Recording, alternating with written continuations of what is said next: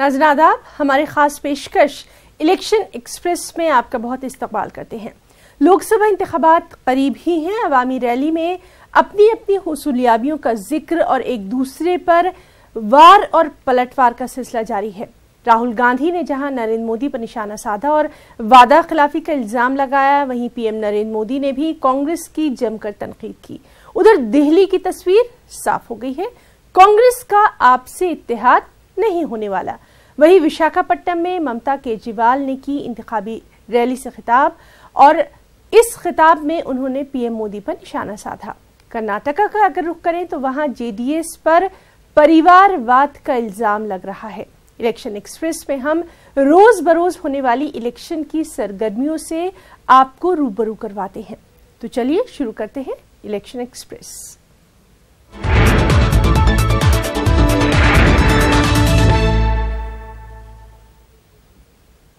जी हां, लोकसभा इंतखाबात के मद्देनजर सियासी पार्टियां इंतखाबी तशहीर में सरगर्म हो गई हैं और वार और पलटवार का सिलसिला लगातार जारी है।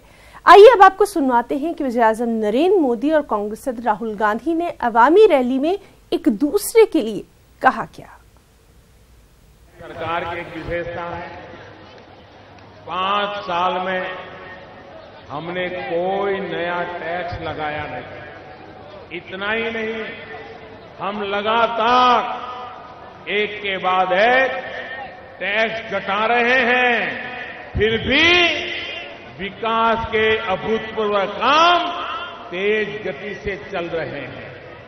जबकि पहले की सरकारें भी आपने देखी है, जो हमेशा पैसे का रोना रोती थी।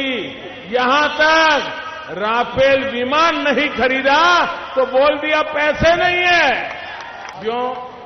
ये महामिलावटी लोग कैसे काम करते हैं, इसका जीता जागता उदाहरण ये हमारे पड़ोस में ही पोलावरम डैम परियोजना है। पोलावरम प्रोजेक्ट पिछले 4 दशक से लटका है। 4 दशक से यहां के मुख्यमंत्री, यहां की सरकार, पहले की और टीडीपी की, सारे इस पाप के भागीदार है, गुनहगार है। మోదీ जी ने 15 लाख रुपए बैंक अकाउंट में डालने को कहा था। మోదీ గారు 15 లక్షల రూపాయలు మీ అకౌంట్ లో వేస్తా అన్నారు। हम हिंदुस्तान के 20% सबसे गरीब परिवारों के बैंक अकाउंट में 5 साल में 3,60,000 रुपए डाले। जिस अर्थव्यवस्था को नरेंद्र मोदी ने नोटबंदी लेकर, गवर्नमेंट टैक्स लेकर बंद किया, उस अर्थव्यवस्था को कांग्रेस पार्टी जंप स्टार्ट कर रही है। तमाम सियासी पार्टियां अपने अपने तरीके से वोटरों को अपने पाले में करने की कोशिश कर रही हैं, अपनी जानिब राग़िब करने की कोशिश कर रही हैं। बिहार का अगर रुख करें तो इस बार अक़लियती लीडर हाशिए पर नजर आ रहे हैं। कैसे, आपको दिखाते हैं ये रिपोर्ट। लोकसभा चुनाव में हाशिए पर अक़लियत,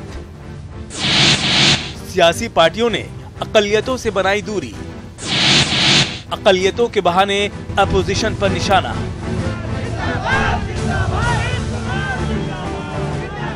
सियासी पार्टियों के लिए वोट बैंक रहे अक़लियत इस बार के लोकसभा चुनाव में हाशिए पर हैं। इस बार तकरीबन तमाम सियासी पार्टियां अक़लियतों से दूरी बनाए हुए हैं। चाहे अक़लियतों के लीडरों को टिकट देने का मामला हो या फिर अक़लियती वोटरों को रिझाने का। हाँ, ये अलग बात है कि सियासी पार्टियां अक़लियतों के बहाने अपने मुखालिफिन पर निशाना लगाने से नहीं चूक रही हैं। हुसैन जैसा नेता का जो है टिकट कट गया, तो हमने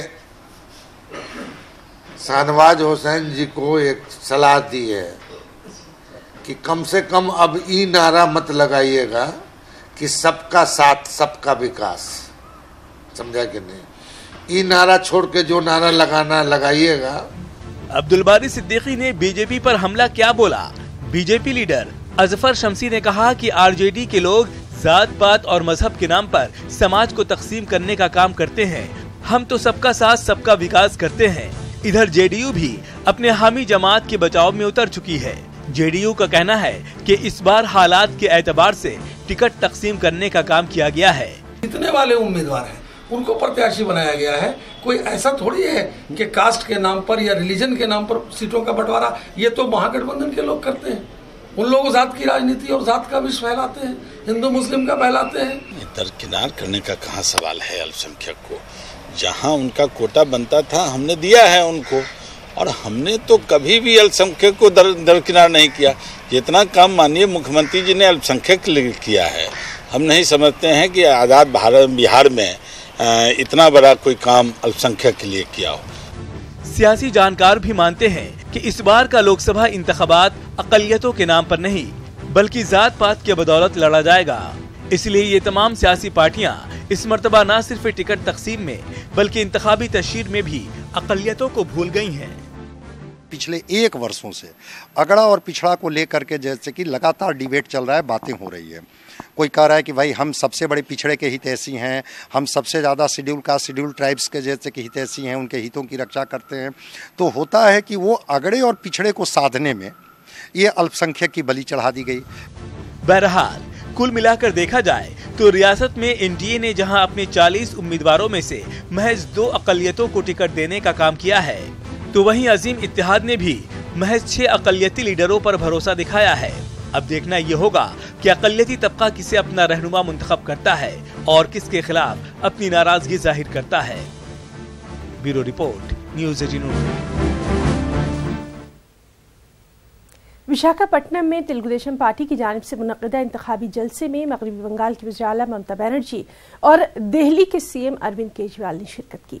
अरविंद केजरीवाल ने अपने खिताब के दौरान कहा कि रियासत की तरक्की के लिए एन चंद्रबाबू नायडू का दोबारा इक़्तिदार में आना बेहद ज़रूरी है। और इस मौके पर ममता ने भी इंतखाबी जलसे से खिताब किया और कहा कि चंद्रबाबू नायडू के अलावा रियासत के साथ इंसाफ करने वाला कोई दूसरा शख्स नहीं है। चंद्रबाबू नायडू की क़यादत में ही रियासत तरक्की कर सकती है। दूसरी जानिब ममता बनर्जी ने वज़ीर आज़म नरेंद्र मोदी की भी तनकीद की।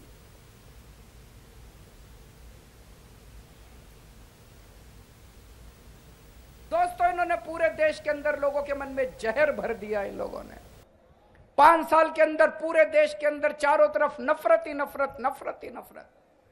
ऐसा देश जिसके अंदर लोग आपस में नफरत करते हैं, ऐसा देश कभी तरक्की नहीं कर सकता जब तक लोग आपस में मिलजुल के नहीं रहते। हमारा वो देश है, हमारा महात्मा बुद्ध का देश है, गांधी का देश है। सदियों से हमारे देश के अंदर कहा जाता था हिंदू मुस्लिम सिख ईसाई आपस में है भाई भाई। इन लोगों ने वो भाईचारा खत्म कर दिया, मोदी और अमित शाह ने मिलकर। ये दोनों अगर दोबारा 2019 के अब चुनाव में जीत के आ गए तो दोस्तों ये देश नहीं बचेगा, इस देश का जनतंत्र नहीं बचेगा।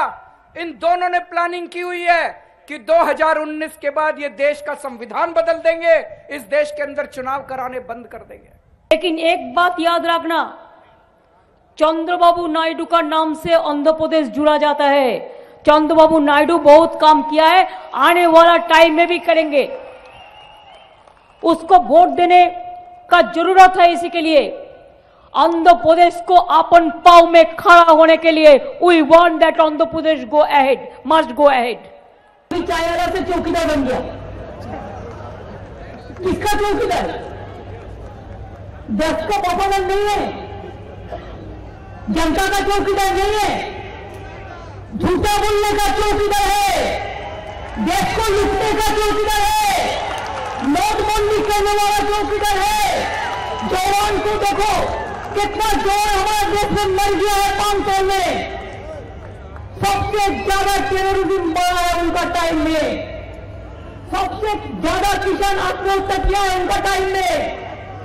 बेरोजगारी 45 साल में इतना ज्यादा कभी नहीं हुआ है। ये जहां से अच्छा हिंदुस्तान हमारा मोटेवाद यही सिखाता, आपस में लड़ी रखना। जब घायल हुए हिमालय, खतरे में पड़े आजादी, जब तक से सांस लड़े हो फिर अपनी लाश बिछा दी। संगीन पे घर पर माथा सब गए अमर बलिदानी, जो शहीद हुए उनकी जरा याद करो कुर्बानी। चलिए दिल्ली का रुख कर लें, जहां आम आदमी पार्टी यानी आप और कांग्रेस इत्तेहाद का इम्कान खत्म हो चुका है। जराये के मुताबिक राहुल गांधी ने इत्तेहाद से इनकार कर दिया है। ये जानकारी केजरीवाल ने ट्वीट के जरिए दी है। ट्वीट के मुताबिक राहुल गांधी ने इस इत्तेहाद से इनकार किया है। आम आदमी पार्टी और कांग्रेस के एक तबके की जानिब से इत्तेहाद की कोशिशें तो खूब की गई थी। कांग्रेस लीडर पीसी चाको ने इत्तेहाद के फवायद मीडिया को बताए थे। कांग्रेस की प्रदेश सदर शीला दीक्षित का खेमा इस इत्तेहाद की शुरू से ही मुखालिफत करता रहा और आखिरी फैसला राहुल गांधी के ऊपर ही छोड़ दिया गया था। वहीं प्रियंका गांधी के बारे में बीजेपी सदर अमित शाह के बयान पर कांग्रेस लीडर राशिद अल्वी ने कहा कि अगर प्रियंका चुनाव नताइज नहीं बदल सकती तो अमित शाह ये कहकर अपनी बेचैनी क्यों दिखा रहे हैं। राशिद अल्वी ने मुख्तलिफ मामलों पर न्यूज 18 से खास बातचीत की। नेता राशिद अल्वी हमारे साथ है बात करने के लिए। अल्वी जी, कल न्यूज़ 18 के कार्यक्रम में अमित शाह ने कहा कि प्रियंका गांधी चुनाव के नतीजे बदल देगी, ऐसा नहीं हो सकता। 12 साल से वो हार रही हैं और अमेठी में राहुल गांधी भी मुश्किल में है। अगर चुनावी नतीजे प्रियंका गांधी नहीं बदल सकती तो अमित शाह जी अभी आपको क्यों परेशानी हो रही है? ये कहने की नौबत क्यों आ रही है आपको कि वो नतीजे नहीं बदल सकती? नतीजे बदल सकती हैं, इसीलिए आपको डर लग रहा है, इसीलिए आप चैनल पे आके इस तरीके की बात बोल रहे हैं, वरना ये बोलने की आपको ज़रूरत नहीं पड़ती। राहुल गांधी क्यों वायनाड से चुनाव लड़ रहे हैं? बीजेपी ये कह रही है कि अमेठी में राहुल गांधी की स्थिति ठीक नहीं है, इस वजह से अपनी इज्जत बचाने के लिए राहुल गांधी ने अब वायनाड से चुनाव लड़ने का फैसला ले लिया। केरल के लोगों का बहुत दबाव था, 2 जगह से चुनाव वो लड़ रहे हैं। केरल देश का एक कोना है, दूसरा उत्तर प्रदेश, वो भी करीब करीब एक कोना है। इसलिए पूरे देश को रिप्रेजेंट करने के लिए, एक मैसेज देने के लिए राहुल गांधी चुनाव लड़ रहे हैं। जब नरेंद्र मोदी लड़े थे गुजरात से भी और बनारस से भी, तब हमने तो सवाल नहीं उठाया था। हमने तो नहीं कहा था कि आप गुजरात से हार जाएंगे इसलिए बनारस आ गए। आप भी 2 जगह से लड़े थे, आज राहुल गांधी लड़ रहा है तो आपको क्या परेशानी है? कल कांग्रेस का मैनिफेस्टो जारी हो रहा है। 2019 के चुनाव के लिए न्याय योजना सहित 22 लाख नौकरियों का वादा कांग्रेस पार्टी दे रही है। क्या लगता है ये सारे वादों के साथ कांग्रेस लोकसभा में जीत पाएगी? कांग्रेस पार्टी ने जब भी जो वादा किया है वो पूरा किया है। हमने किसानों के कर्जे की बात की थी, हमने 70,000 करोड़ रुपया माफ किया है। आज एक नया सियासी एतबार से निहायत अहम तस्वुर की जाने वाली इलाहाबाद पार्लिमानी सीट से बीजेपी ने अपने उम्मीदवार को मैदान में उतार दिया है। योगी हुकूमत में सीनियर वजीर डॉक्टर रीता बहुगुना जोशी को बीजेपी ने इलाहाबाद लोकसभा सीट से अपना उम्मीदवार बनाया है। इलाहाबाद के मौजूदा एमपी श्यामा चरण गुप्ता के पार्टी से बगावत करने और समाजवादी पार्टी का दामन थामने के बाद रीता बहुगुना जोशी के सामने बीजेपी की सीट बचाने का बड़ा चैलेंज है। भावनात्मक मेरे लिए ये बहुत क्षण है, क्योंकि मेरे माता पिता दोनों का ही पूरा जीवन यहाँ जनसेवा में निकला। मेरा खुद का लगभग 40-45 वर्ष विभिन्न पदों पर रहकर प्रयागराज के इलाहाबाद की सेवा में गुजरा है। इसलिए मैं बहुत प्रफुल्लित हूँ कि 11 वर्षों के बाद मुझे सीधे इलाहाबाद की प्रयागराज की राजनीति में केवल मैं नहीं, उत्तर प्रदेश की 80 की 80 सीटें जीतेंगी। जैसा माहौल है, मोदी वेव चल रही है और ये मोदी वेव आप देखिएगा चुनाव खत्म होते होते पूरे देश को ले। भारतीय जनता पार्टी के सब नेता कार्यकर्ता एकजुट हैं, हम ये चुनाव जीतेंगे।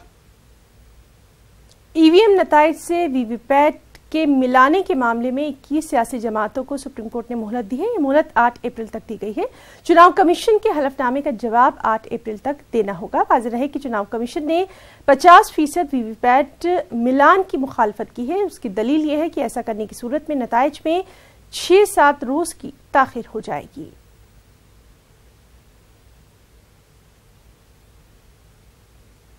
कर्नाटकी इलाकाई जमात जेडीएस मनफी वजूहात की वजह से सुर्खियों में आ गई है। जेडीएस के कोटे की 3 सीटों पर एक ही खानदान के 3 अफराद मैदान में हैं। संजीदा तबका इसे जमहूरियत के लिए नेक फाल यकीनन नहीं मान रहा। खास रिपोर्ट।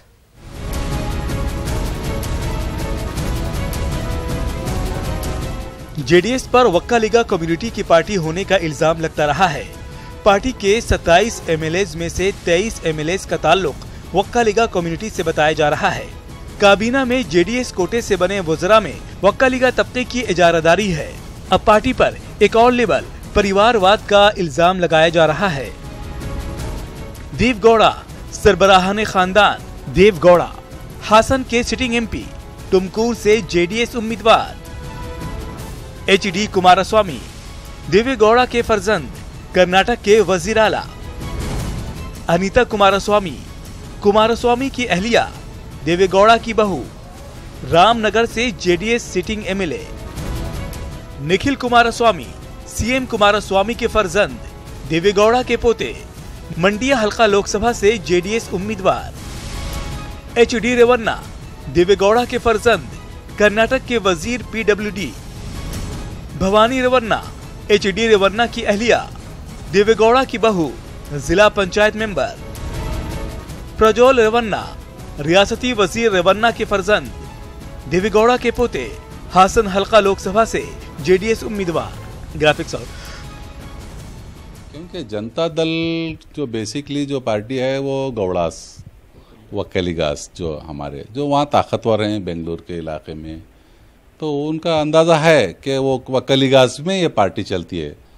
तो वैसे बहुत सारे वक्कलीगा में लोग ताकतवर लोग हैं, संजीदा लोग हैं, उन्हें चाहिए था कि वो लोगों को मौका देते, बजाय अपने बच्चों को पोतों को लाने के बजाय वक्कलीगा से कोई और 2-4 लोगों को अच्छे उठाकर उनको पार्लियामेंट का रास्ता बताते। ऐसे में बीजेपी भी JDS की चुटकी ले रही है।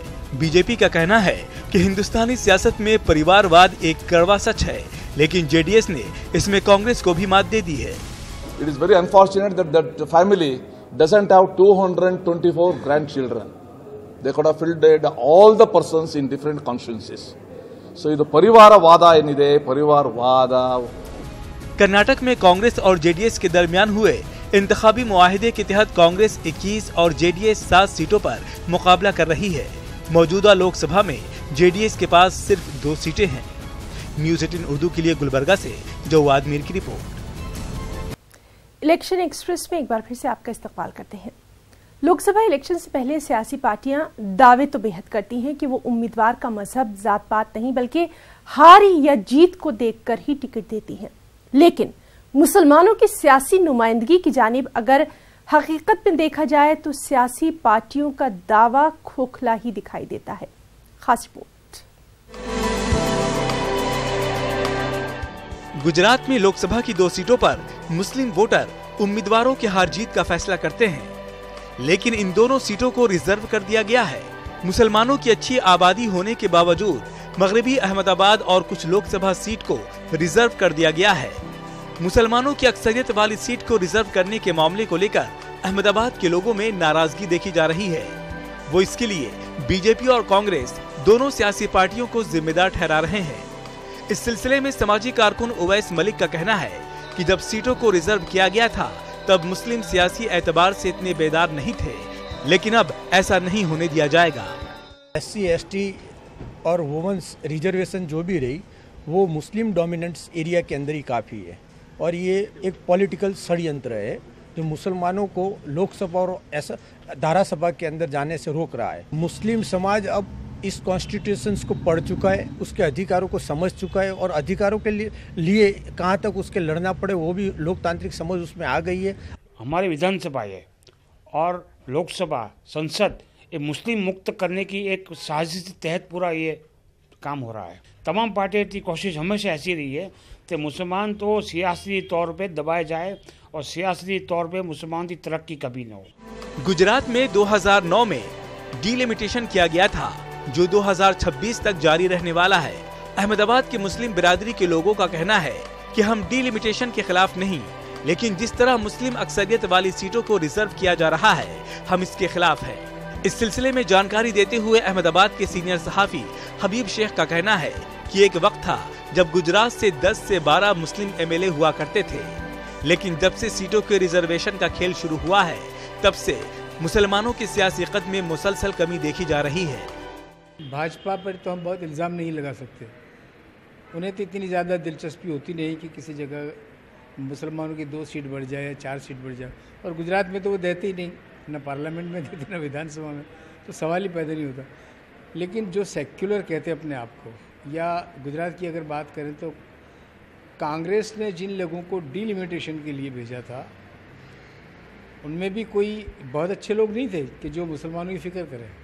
तो कांग्रेसियों की कोताही कहिए, कांग्रेसियों की बेईमानी कहिए, या कांग्रेसियों का बद इरादा कहिए, ये सब जाहिर होता है। गुजरात के अंदर मुस्लिम समाज को सियासत में हिस्सेदारी नहीं मिलती है, और उसका सबसे बड़ा रीज़न है कि गुजरात में 3 बड़ी सीट मुस्लिम समाज की होने के बावजूद, जिसमें कि 2 सीट तो ऑलरेडी रिज्यू हैं, ये एक भारतीय जनता पार्टी और कांग्रेस पार्टी की सोच समझे साजिश हो सकती है, और भरूच के अंदर कोई पार्टी मुस्लिम कैंडिडेट को खड़ा नहीं करती है।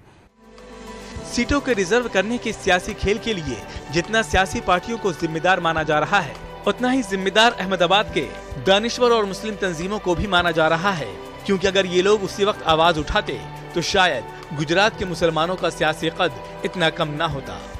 अहमदाबाद से आरिफ आलम की रिपोर्ट।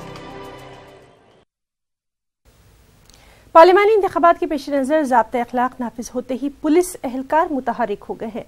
सर्च ऑपरेशन के दौरान औरंगाबाद जिले में बड़े पैमाने पर गैर कानूनी हथियार और कैश को जब्त किया गया। एक रिपोर्ट।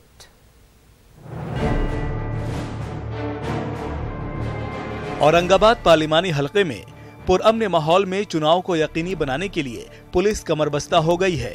पिछले 1 हफ्ते के दौरान की गई मुख्तलिफ कार्रवाइयों में पुलिस ने मुजरिमाना पसिमंजर रखने वाले 70 से ज्यादा तखरीबकारों को गिरफ्तार किया है। इसी तरह कॉम्बिंग ऑपरेशन, नाकाबंदी और सर्च ऑपरेशन में बड़े पैमाने पर हथियार और नकद रकम जब्त की गई हैं। हमारे डिस्ट्रिक्ट में अभी तक आर्म्स एक्ट के 5 केसेस हो चुके हैं। उसमें 5 तलवारें, 1 गुप्ती, 2 चाकू, 1 कोयता और 1 वेपन, उसके साथ लाइव राउंड, ऐसे अब तक हमने सीजर किया हुआ है। अब तक डिस्ट्रिक्ट में 3 बार ऑल आउट ऑपरेशंस या कोम्बिंग ऑपरेशंस हो चुके हैं, जिसमें लगभग 70 लोगों को हमने उसके अंदर जो वांटेड लोग थे उनको पकड़ा है। औरंगाबाद जिला पुलिस सुपरिटेंडेंट का कहना है कि हर हाल में पुरअमन माहौल में चुनाव को यकीनी बनाना पुलिस की अव्वलीन तरजीह रहेगी। इसके लिए पुलिस और एनसीसी का वर्कशॉप भी किया गया ताकि हंगामी हालात में इजाफी फोर्स को तैनात किया जा सके। आई एम वेरी कॉन्फिडेंट कि हम और हमारी पूरी टीम इलेक्शंस के लिए सारे लोगों को अपना वोटिंग का जो राइट है, in order for them to be exercise that, हम सब लोग उसके लिए कोशिश कर रहे हैं। कैश हमने वैजापुर में 1 लाख रुपए के आसपास और सिल्लोड में 28,78,100 रुपीस, इस तरीके से हमने अब तक कैश सीजर किया है। पुलिस के मुताबिक ऑल आउट ऑपरेशन के दौरान जारी तलाशी मुहिम में हरीश सोलंके नामी मुलजिम के कब्जे से 1 पिस्तल और जिंदा कारतूस भी बरामद किए गए। इलेक्शन को साजगार माहौल में कराने के लिए पुलिस पूरी तरह से कमरबस्ता नजर आ रही है। न्यूज़ 18 उर्दू के लिए औरंगाबाद से अजहरुद्दीन की रिपोर्ट। पार्लिमानी इंतखाबात के लिए नांदेड़ में 18 अप्रैल को वोटिंग होना है। मुख्तलिफ सियासी जमातें इंतखाबी तशरीह मुहिम में सरगर्म हो गई हैं। कांग्रेस के उम्मीदवार पार्टी के रियासती सदर अशोक चौहान के हक में साबिका वजीर बराए अक़लियती उमूर आरिफ नसीम खान ने नांदेड़ का दौरा किया और यहाँ उन्होंने अवामी जलसों से खिताब किया और कांग्रेस को एक मरतबा फिर से इक़्तिदार में लाने के लिए यहाँ के लोगों से अपील की। बेरोजगारी बढ़ गई है। आज पूरे मुल्क के अंदर अलग अलग तरीके से मॉब लिंचिंग के नाम पर बेगुनाह लोगों को मारा जा रहा है, पीटा जा रहा है। एक दूसरे मजहबी लोगों के खिलाफ एक दूसरे के दिलों में नफरत पैदा की जा रही है। ये सारी चीज इसके पहले कभी आपने इस मुल्क में देखा था, सुना था? मोदी साहब ने 2014 में भाइयों और बहनों सबका साथ सबका विकास, यही नारा दिया था। शाम को 5 बजे मुझे एनसीपी लीडर मजीद मेमन ने मुंब्रा में एक तकरीब के दौरान कहा कि मुस्लिम हलकों में वोटिंग फीसद बढ़ाने पर काम करने की बेहद जरूरत है। मुस्लिम हलकों में वोटिंग फीसद का औसतन 25 से 40% पर आकर रुक जाता है और फिर हम हुकूमतों और लीडरान से हमारी बात न सुनने का रोना रोते रहते हैं। उन्होंने मुल्क के मुस्लिम वोटर्स से 80% तक वोटिंग करने की अपील की है।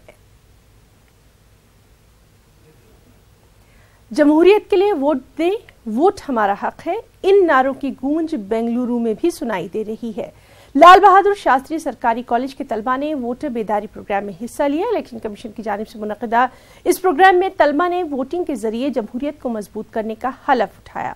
कॉलेज से असातिज़ा और सरकारी ऑफिसर्स की रहनुमाई में बेदारी रैली निकाली गई और रैली के जरिए बेंगलुरु के हर शख्स से अपील की गई कि वो 18 अप्रैल को अपने हक़ राय दही का इस्तेमाल करें और किसी भी लालच में आकर अपना वोट न बेचे, न ही वोट का इस्तेमाल गलत करें।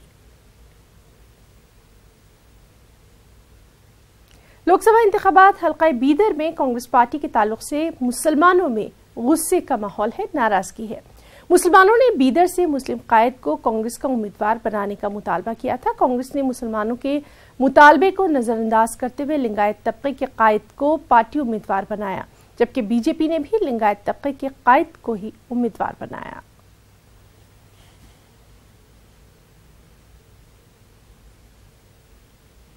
तो बुलेटिन में फिलहाल इतना ही। आदाब।